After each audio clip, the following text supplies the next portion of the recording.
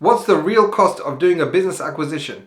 In this video, I'm going to be talking about the total cost of doing a business acquisition, meaning what your total budget would be when you go and acquire another business.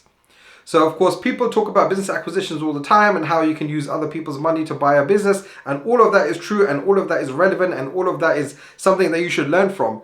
However, you need to understand is that when you're doing a big business acquisition, the price of the business itself is not the only cost that you're going to incur when you go and buy a business.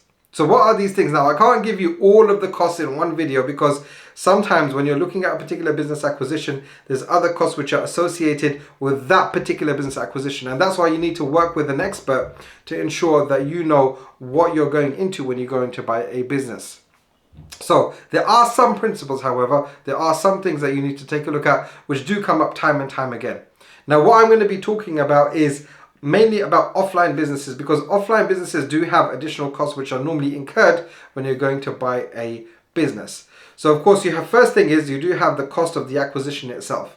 So for example, if you're looking to go and buy a business and that business, the cost of that acquisition is $2.5 million, then that business is going to cost you 2.5 million. Now, it doesn't mean that you're going to pay 2.5 million on day one, because there's different deal structures that you can use to ensure that you don't pay the full 2.5 million on day one. And it's very common. In fact, it's the most common way of buying small to medium sized businesses, to ensure that you're paying only a certain amount on day one. Where you get that money from, that's a topic for another video. But let's say, for example, the business acquisition is 2.5 million and you're going to pay 1.5 million on day one. That is the cost of acquisition on day one, and that's what you need to be factoring into your initial budget. Now, in addition to the cost of the acquisition itself, integrally, whether you're buying offline businesses or online businesses, you have the deal fees which are associated with the business acquisition itself. So what are the deal fees? You have two main deal fees that you're always going to have if you're doing a good acquisition. You need to have your lawyers doing the work on the legal documents, the due diligence, and you need to have accountants to ensure that the due diligence is done and you're doing the right type of acquisition. Remember, when people are selling businesses, then they're only showing you the best parts of their businesses. They don't show you things which might not be the best parts and might not be the most desirable parts of their business, and you need to have that fished out through your due diligence process. So that will be both legal and financial as well. And that's why when you're doing a financial due diligence, it's so important that you uncover every single rock, because you don't know what kind of monster can be hiding behind that rock or under that rock.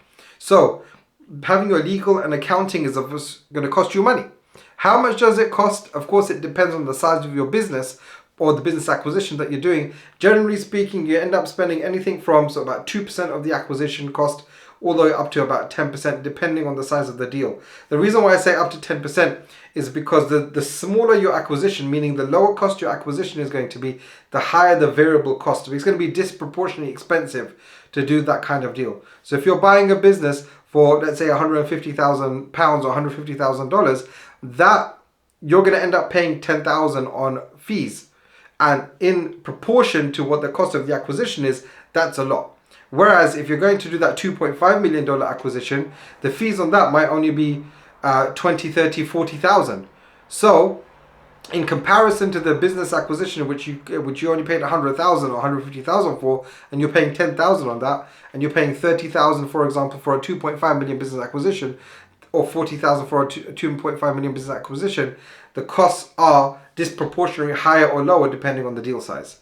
So that's your first cost, which you'll have with every single business acquisition.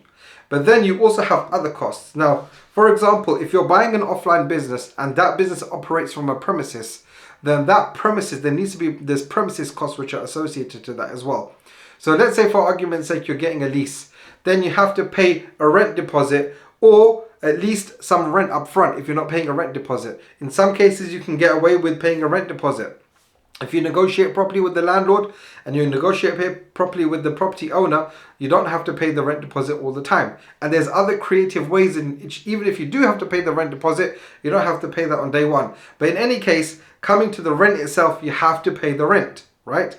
Otherwise, how are you going to continue to operate the business from that premises? So that is a cost that you need to factor in when you're going to buy a business. There's other taxes which could be associated with the leases, and that's something which I don't want to talk about because taxes are different depending on the jurisdiction that you live in. In the UK, we have certain taxes. In England and Wales, that is. Scotland has different taxes. But the US, Canada, or Australia, or whichever country you are, obviously my main audience is English-speaking people. So it depends on your laws in your country on what kind of taxes might be associated with that lease. And there's also taxes which are associated with the purchase of shares. So you need to look at what kind of taxes you end up paying for the acquisition of shares. So how much that is, again, depends on your jurisdiction. And then there may be other costs which may be associated with buying a business. So it could be fees with regards to if you're getting lending, then there's going to be fees associated with the cost of that loan and that principal that you're going to borrow. So then there's fees associated to that. Investors, for example, especially if you had an introduction through an intermediary to an investor, that intermediary may have some charges associated to that. If, for example, you've got deal people and partners who are going out looking for businesses for you to buy, there may be fees which are associated to that.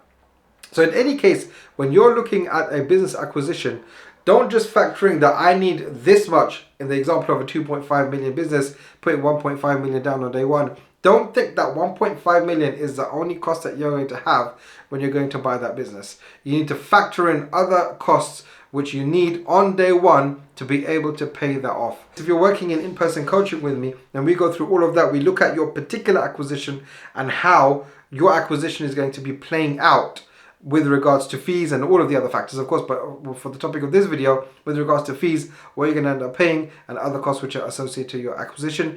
So when you do an acquisition, you're not caught off guard and all of a sudden realize that you don't have enough money to pay for that acquisition. If you want to find out more about buying businesses, of course, watch the content on this channel, but also I have a free 7-step blueprint in which you can learn how to buy your first business.